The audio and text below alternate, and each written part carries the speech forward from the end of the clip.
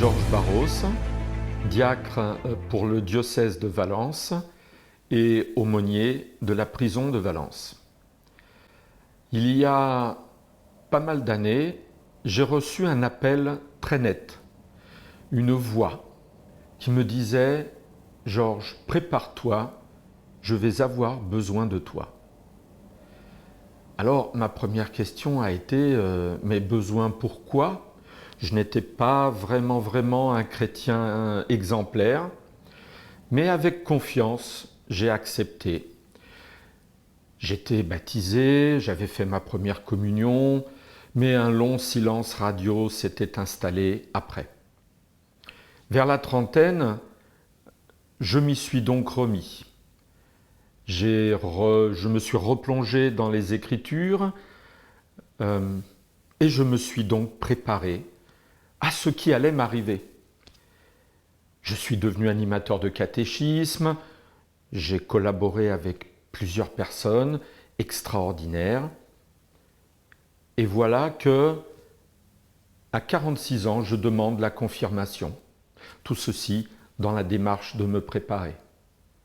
Quelques années encore après, en 2012, le 11 novembre 2012, je disais « Me voici » à l'évêque de Valence pour l'appel au ministère de diacre. C'était donc peut-être pour ça que le Seigneur m'avait appelé, pour être le serviteur de la parole, de l'Eucharistie et de la charité.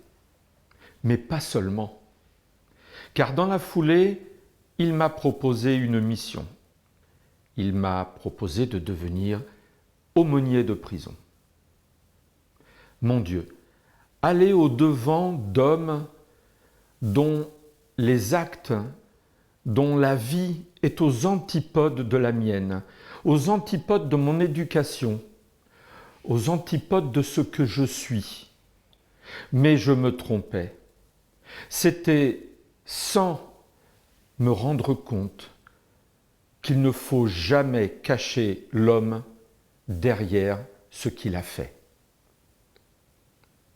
Alors j'ai accepté, et ma foi, je vais en prison à chaque fois que je le peux.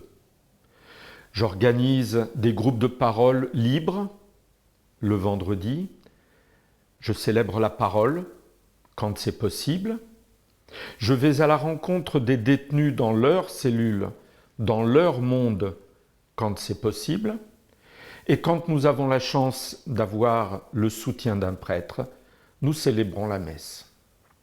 Mais ces derniers temps ont tout chamboulé.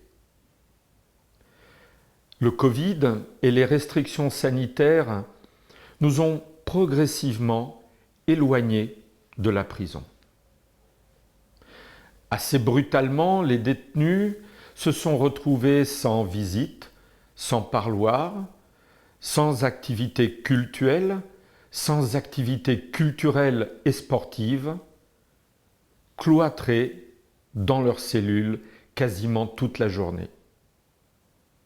Il y avait bien les promenades, 2 fois par jour, mais même pendant ces promenades, il y avait un air de suspicion.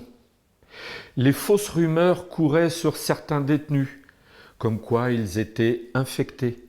Ça les mettait donc à l'écart, et pour leur sécurité, il valait mieux qu'ils restent en cellule.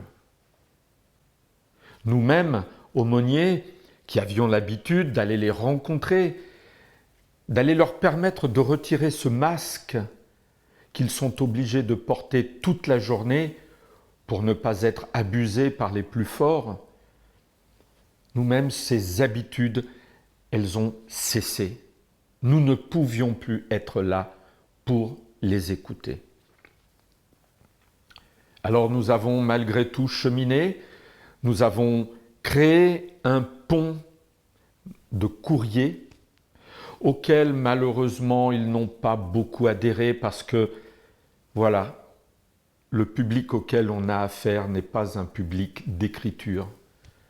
Ils aiment bien parler quand ils le peuvent, mais pas écrire.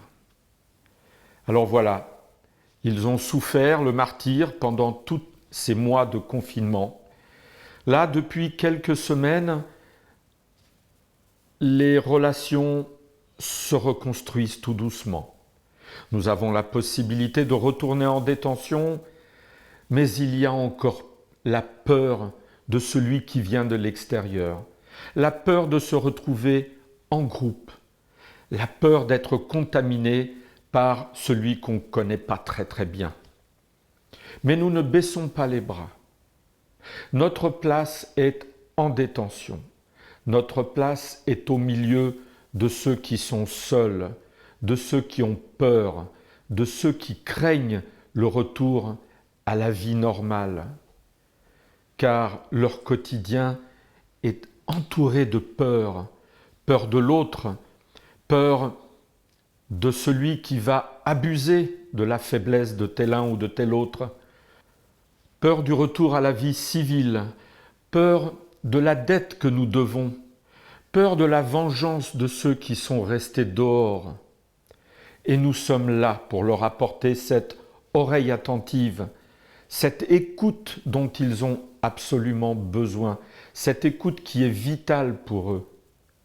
Alors, nous espérons de tout notre cœur que les conditions vont se maintenir et vont s'améliorer de jour en jour pour que nos relations reprennent comme avant, pour que nous puissions accomplir notre mission du mieux qu'il est possible. Car n'oublions pas ce verset de la Bible. J'étais en prison. Vous êtes venus me visiter.